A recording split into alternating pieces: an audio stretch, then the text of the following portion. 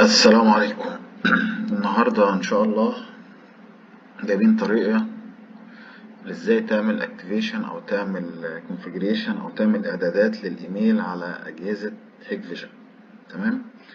الموضوع بكل بساطة بياخد منك اقل من 3 دقايق، بتشتغل معاك الكاميرا وتبعت لك نوتس على الميل انها لو فصلت او عملت موشن او بعتت لك صورة، فاحنا هنعرف ازاي بقى نظبط الميل ده. فتابعوا معايا هقول لكم الطريقة ازاي. اول حاجة بندخل على configuration سواء كانت كاميرا او NVR او DVR. ومن configuration بنخش على network، ومن network بنخش على advanced setting، وعندنا هنا بنختار الميل. تمام. السندر ده بنكتب فيه اللي هو بيبقى عنوان الرسالة اللي هتجيلك، وليكن فيه هنحط تيست. تمام. انت ممكن تكتبه الاسم اللي انت عايزه. بعد كده بنحط الميل، بنحط الميل بتاعنا اللي احنا عاملينه للكاميرا. نعمل هنا ميل. تمام. وبعد كده بنحط ال SMTP سيرفر، ده بيبقى smtp@gmail.com. تمام، اللي هو ده. تمام. عندنا ال SMTP بورت اللي هو 587. تمام. وبعدين الايميل عندنا ايميل انكريبشن بنعمله TLS وندوس enable.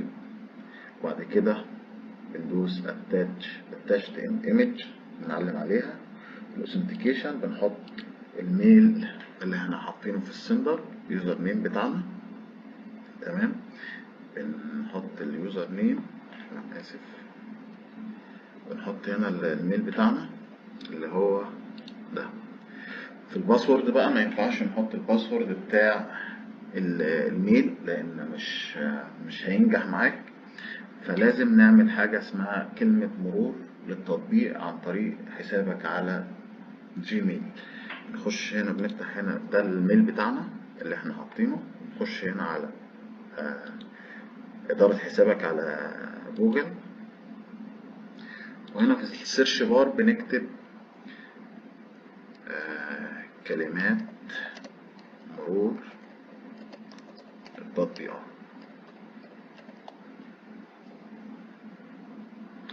تظهر هنا عندنا كلمات مرور التطبيقات، بندوس عليها.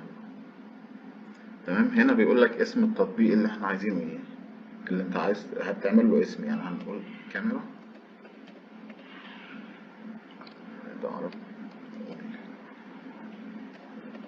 كاميرا، وهنعمل انشاء. تمام. ده كده الباسورد بتاعك، بتاخده كوبي، وبعدين بتيجي على الكاميرا بتاعتك وبتعمل له بيست، وترجع تعمل له بيست تاني. تمام. وبعدين بنرجع للحساب بتاعنا تاني وبندوس تم. تمام كده. احنا حطينا الباسورد. عايزين بقى نتأكد ان الكلام بتاعنا ده مظبوط ولا لا. عندك هنا في الريسيفر الايميل اللي هيستقبل الايميلات.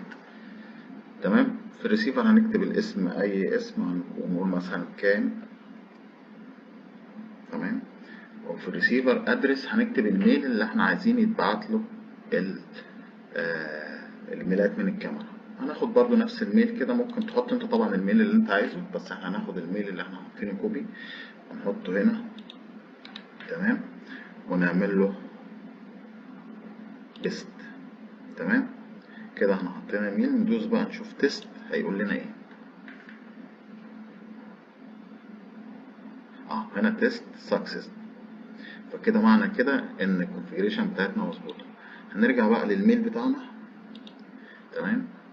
هنا ونشوف هنا بيقول لك هنا ايه، ميل this mail a test mail from، دي الكاميرا بتاعتك، وده عنوان كده الكاميرا بتاعتنا شغاله. عايزين بقى نعرف ان الميل ده هيفيدنا في ايه. هعمل لكم فيديو تاني الحاجات اللي ممكن نطبق عليها الميل ده. ممكن يبعت لنا نوتيفيكيشن بالموشن، ممكن يبعت لنا حالة الكاميرا اوفلاين اونلاين. الكلام ده هنظبطه ان شاء الله مع بعض في فيديو تاني. تابعوني وان شاء الله قريب هنزل لكم الفيديو التاني.